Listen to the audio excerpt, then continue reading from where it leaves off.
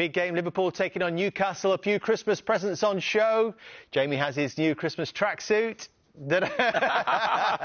And Gary Neville asked for a Christmas surprise as well. So we've sent him to Anfield. He's going to love that tonight, isn't he? Well, he's complaining about the atmosphere, so hopefully they make him eat his words tonight. We will see. Why is this so important for Liverpool, would you say? I think on the back of sort of City, you know, coming back world champions, looking like they're getting back into the groove in the last two games, Arsenal dropping points. It feels like a big game for Liverpool to capitalise on where Arsenal are right now. Lost the last two, but City is starting to look like City, basically. It feels like, you know, the second half of the season we'll see the real them, and they'll go on, still in my eyes, to win the title. But I think Liverpool win tonight, and it feels like, you know, the second half of the season will be a real fight between them, City, and of course Arsenal and Aston Villa. Yeah, don't forget them. Did you say Spurs? It's a tight title race. But well, there's only 3 points between 5 sides right now, which makes it incredibly exciting. So Liverpool really have to make a statement of intent, don't they, a little bit tonight? Yeah, and I mean, a lot of times through this season, I've still said I'm not convinced Liverpool can win the title, because maybe I'm going on the back of the last time Liverpool win the title, and this team isn't as good as that one. Maybe it's a season where there's a drop-off in terms of points needed, but we are talking about a team who's lost one Premier League game in the last 30, going back, you know, to last season. So it's a very good record. So it is a very good team, and I think there's potential there for it to become a great team. Could Newcastle surprise them? In what state do they arrive at Anfield tonight? Not in a great state. They're on a form that they're on, but there's no doubt we've seen at stages, or most of last season, at stages this season, that there's still a top team there who can play with great energy and great pace.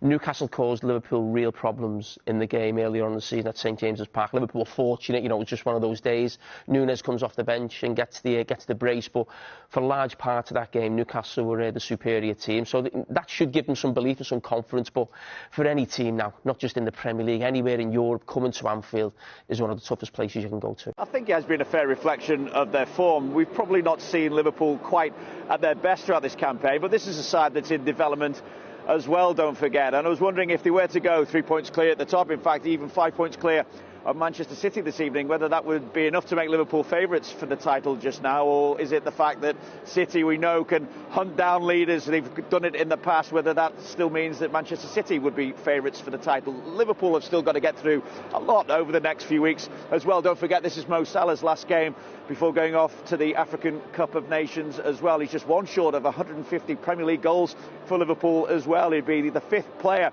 to reach that milestone as well for one club in the Premier League. But he's set to miss those games, league games against Bournemouth, Chelsea, Arsenal and Burnley, as well as the cup games against Fulham and Arsenal as well, of course. He's the only player, Liverpool player, to start all 19 Premier League games so far. He's had 19 goal involvements as well, 12 goals and 7 assists. That's the most in the Premier League in terms of goal involvements as well. Liverpool currently this season are 13 points better off than they were at the halfway stage last time around. It's a better defensive record, better in front of goal as well, so improvements all round the pitch. Yet Jurgen Klopp says in his programme notes this evening that there's still a lot of improvements to come as well. So what are those improvements? He's kind of alluded to it when we spoke to him earlier this week ahead of this game as well, when he said that Liverpool are still going through a process in terms of becoming regular title challengers once again.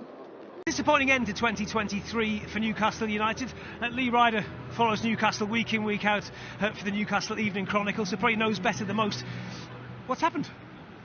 Yeah, I think the European campaign was always going to be a challenge for Newcastle, and it's proved to be exactly that, and I think they've struggled to cope with that. The injuries, the schedule, they've had setbacks as well. Obviously there's been a bit of an investigation with the medical team and what they could do better. The injuries have been particularly bad, haven't they, this year?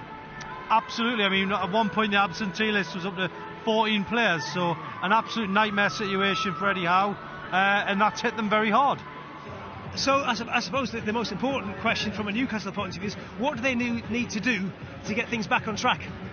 Well, first and foremost, you need to get 3 or 4 players back on the pitch, which you will do tonight, and then obviously they just need to break this duck and get a positive result, even a draw. 30 years since Newcastle last won at Anfield in the Premier League. Long time ago.